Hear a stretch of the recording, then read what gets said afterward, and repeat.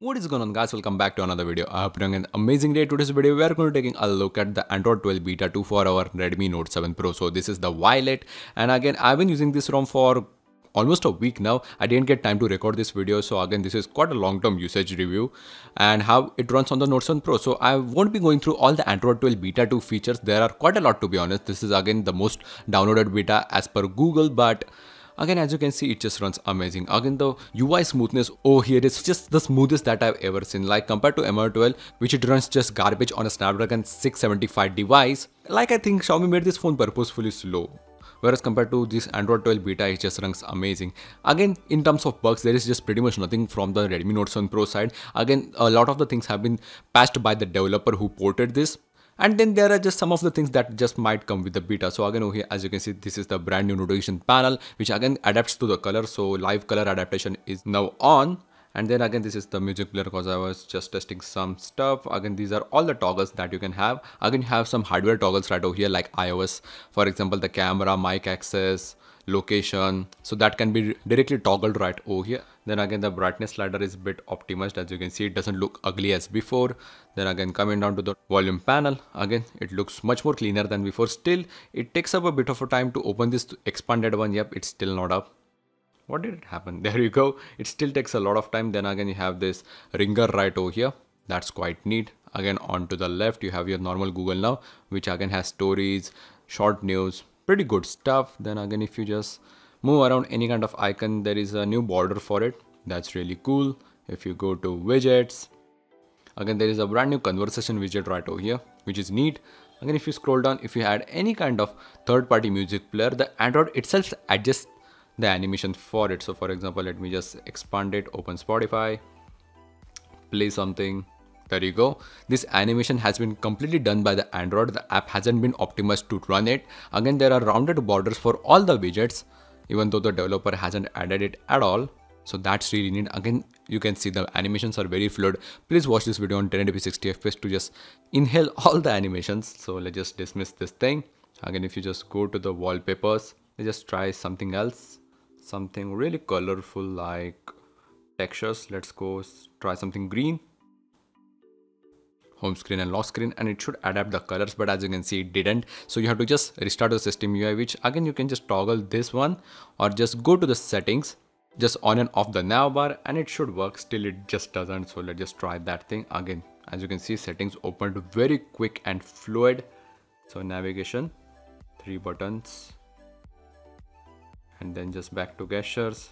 Nope, it's just still completely broken. So yeah, there are few stuffs with the Android 12 that has been still to be yet fixed. That's why it's still in beta process, but pretty much your normal animations and stuff are very fluid. Again, there is the newer power menu, which doesn't take up the whole screen. So just coming to the bloatware, developer has actually added a lot of stuff from the Pixel 5. Yes, this is a complete Pixel 5 port. So just to adding the experience, the dev has added the brand new recorder and stuff, but I have actually removed a bunch of the stuff. So the phone just works fluidly.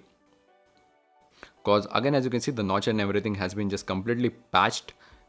Like, look at that animation, is so good. Again, the Android related pop-ups like internal errors, cause we are completely using a ported vendor, completely removed. Then again, the beta pop-ups have been completely removed, so it just adds up to the polished experience. Again, if you just go to the safety net, it's completely bypassed, so your banking apps must be working great with the magic. So yeah, this build comes pre-rooted, so again you can use your root apps along with your banking apps, so that's really nice. Going through more stuff, pretty much nothing. Again, all the Gcams just works fine over here without any kind of extra configs. Again, as you can see, it shows you a little toggle that your camera is being used. Then let's just hop on to the settings app. Again, there wasn't an animation, maybe because it just reloaded from the background.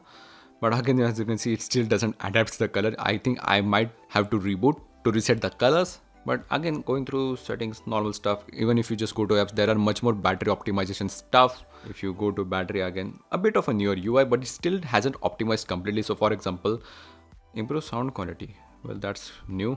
If you just go to internet, it completely expands to your internet connection. So yeah, if you have mobile data, you can toggle it through here, but you just can't dismiss the Wi-Fi. If you have to disable the Wi-Fi, you have to go to the settings completely, and now it's at the bottom rather than being up top like your normal settings. And again, the UI looks a bit older one. It should be like this. As you can see, the newer toggles. Again, dark theme pretty much looks the same.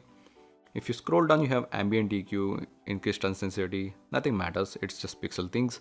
But if you just go to the lock screen, you have always show time and info, so that's the always on display. As you can see, it's just completely stuck there because we have a LCD display, so let's just disable that.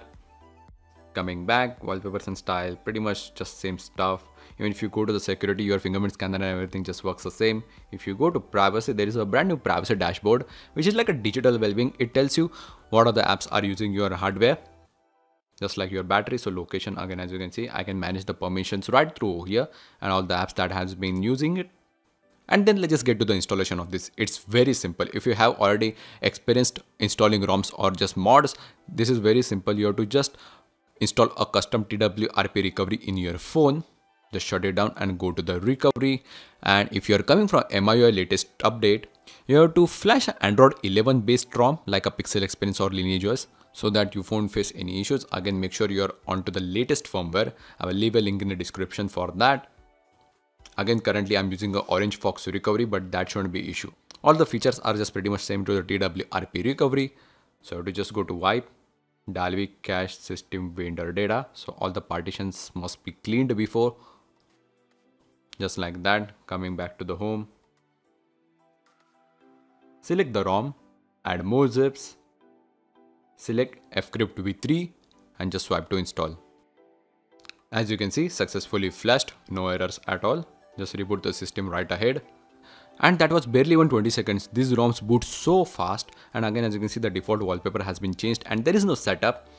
The developer has removed, but again, once you boot up, you can of course set it up with the Pixel interface, adding your Gmail and stuff. So again, as you can see, everything's just working fine right from the first boot. It's so fluid. But then again, just go to Magics if you want to just root the phone. So hit OK. I might have to connect to internet. Just like that, if you want a rooted phone, you can go ahead and update the Magics. Open the app. It requires additional setup if you want to root, but if you just don't wanna, you can just run the setup, enable Magic side, so all the banking apps should work fine. And then for the Gcam, you can just go to the file manager and install your favorite Gcam or the one recommended by the developers. So here you go, install. And even in Android 12, 100 MB apps just install in a blink.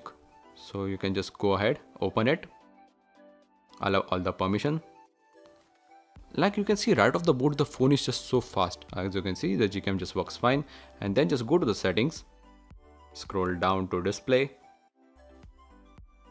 lock screen, and just disable this so your display just doesn't burn. And that's pretty much it. This is how you can install the latest Android 12 Beta 2 on your Redmi Note 7 Pro Violet. I hope you guys enjoyed. If you found this helpful, please drop a like and subscribe down there for more content like this. See you guys at the next one. Peace.